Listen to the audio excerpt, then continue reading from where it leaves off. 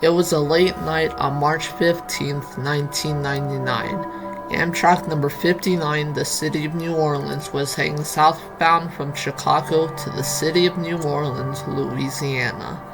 The train consisted of two Amtrak GE P40DCs, which consisted of number 807 and 829. 207 passengers and 21 crew members were on board the train, with some passengers being high schoolers from Jackson, Mississippi, returning from a skiing trip. The train also had 14 cars, with the fifth one being a sleeper car, which was crammed with people. At last, the train departed at 8:03 p.m. with some scheduled stops on the way, and it would be at around 9:40 p.m. when the train would soon approach the McKnight Road crossing in Bourbonnais, Illinois. Meanwhile, a truck driver named John R. Stokes was transporting his load of steel from Melco Transfer Inc. from Peatone, Illinois. As Stokes came to the McKnight crossing, they didn't seem to activate at first, so Stokes decided to keep moving forward, but as he was crossing, they suddenly turned on, possibly from the train moving way too fast, but we'll get to that later. The engineer spotted Stokes on the crossing and throws the train into emergency braking to prevent an accident, but there was nothing to prevent the inevitable.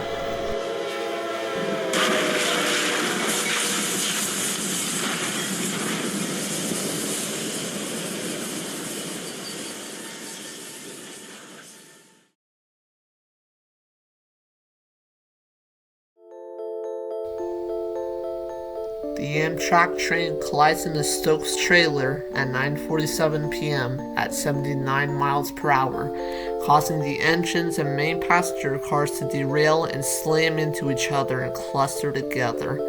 Some freight cars in a nearby siding were also involved in the accident.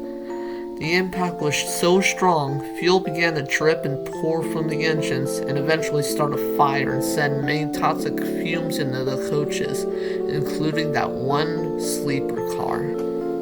Many rescuers tried to make an effort and save people, but it was a difficult process, and the firefighters were focused on taking down the diesel fuel. 11 people sadly didn't make it, and over 100 people were badly injured. Stokes, however, made it out safe due to his truck making it across, but he too did sustain injuries.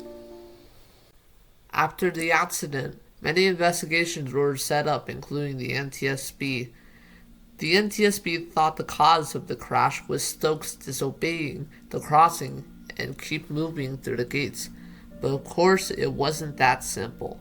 Stokes confessed that the crossings didn't even activate while he was driving over the tracks. He also stated that he didn't want to brake so quickly because he wanted to avoid a shifting load and prevent it from hitting the back of the truck. The Illinois State Police were also on this and investigated.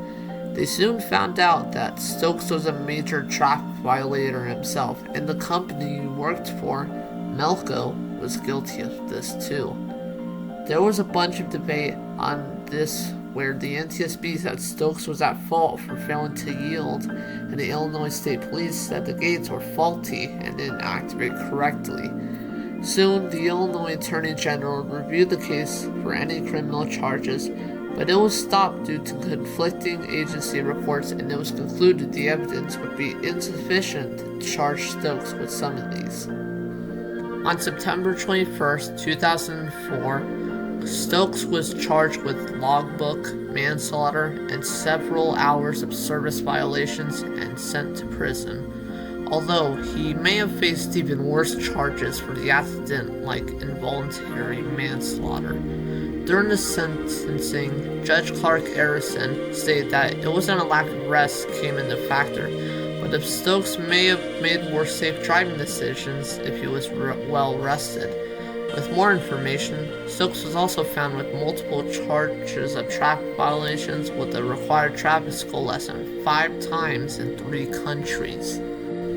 But his license wasn't suspended at the time of the wreck.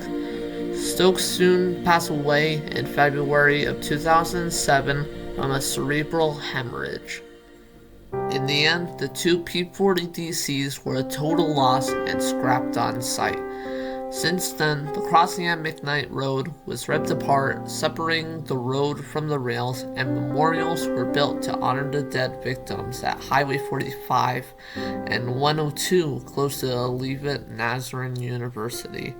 A new crossing was built near the set of tracks, and let's hope an accident like this will never happen again.